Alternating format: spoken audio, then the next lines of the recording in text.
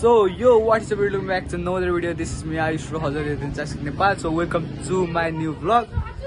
And we are in Pokhara. Hey, हामी आज पोखरामा र आज हामी चाहिँ घुम्न जाँदै छौं मुस्ताङतिर. सिधै भन न उ के आउँदैन रे त्यो मन्दिर के? अघि मन्दिर नाम के रे? मुक्तिनाथ. यस 100 कति धारा. हामी आज मुक्तिनाथ जाँदै छौं. सो आजको भ्लग एकदम एक्साइटिङ छ हैन. सो बिन भिडियो अब भिडियो सुरु गर्ने भन्दा पहिला सब्स्क्राइब गर्न नबिर्सनु. अनि भिडियो राम्रो लाग्यो लाइक र शेयर गर्नु अनि कमेन्ट पनि है. सो ओके, हामी चाहिँ अब अहिले बसी रेडी भएर बिदिन.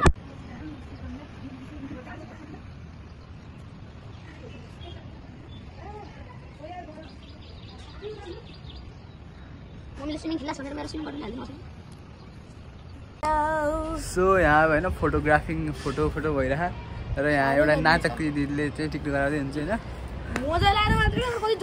र यस्तो गरम छ. हामी त अब जहाँ जान्ला त्यहाँ यति जाडो हिउँ पर्ने जस्तो ठाउँ छ होइन. अलिक यस्तो गरिमा यहाँ मान्छे आएर राम्ररी हेर्न मिलाएन कि. सो गाइस, हाम्रो चाहिँ अब गाडी आएको छ स्कर्पियो. क्या थाहा होइन, गाडी चाहिँ आएको छ. एन्ड वी आर जब हल्का जाँदैछ ए जुत्ता. सो अब चाहिँ गाडी भेटौँ न. So by. सो गाइस, हामीलाई बल्ल थाहा भयो कि हाम्रो गाडी आगे हिँड्छ होइन. एन्ड हामी चाहिँ अब तल बसिरहौँ. ओके, के हो युट्युबको नाम? ओके ल, सब्सक्राइब गर्नु.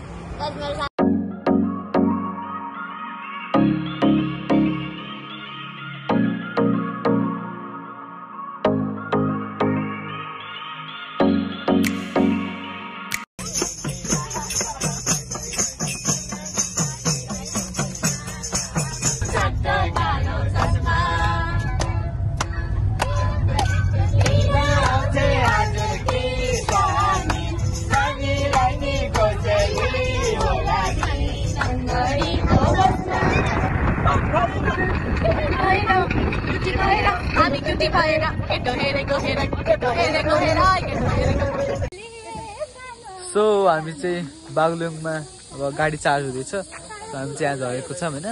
यो मान्छे सुतेर भर्खर उठे बमिट आउने गाडी लाग्नेपछि आफू चाहिँ बिन्दास मजा गर्दै बसेको हाम्रो होइन. उसमा गाउने के गर्ने. अब यहाँ चाहिँ अब खाजा खाने केही रोकेको छौँ. त्यसपछि फेरि हाम्रो ट्रिप जान्छ मुस्ताङतिर. सो अहिलेसम्म अब यस्तो छ होइन. लास्ट घाम लिएर मुस्ताङमा अब बरु टाढो हुन्छ, हिउँ झर्छ भनेको सुनेको. अब के हुन्छ थाहा छैन होइन. So let's go.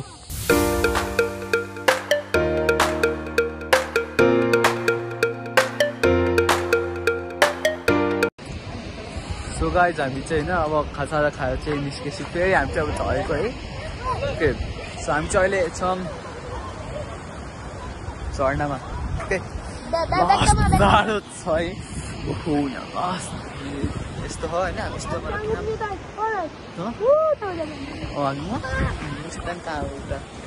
जाने है. अहिले चाहिँ हामी यहाँ झर्नामा छौँ.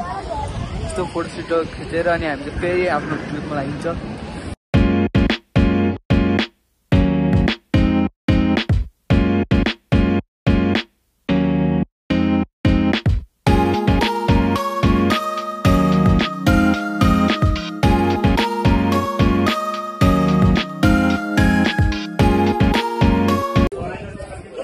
So guys, finally हामी चाहिँ जमसम पुगेको छौँ होइन.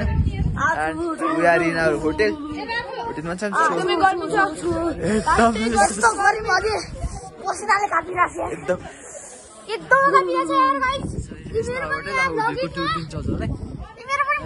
खाना खाने अनि म त सिधै बिस्तारमा हो.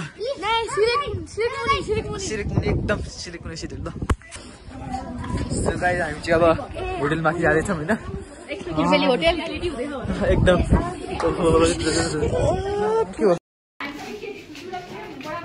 हाम्रो रुम चाहिँ यो होइन. हाम्रो रुम. ओके, सो हाम्रो यहाँ भेन्डी बेच्दिन आइसक्यो. ओके,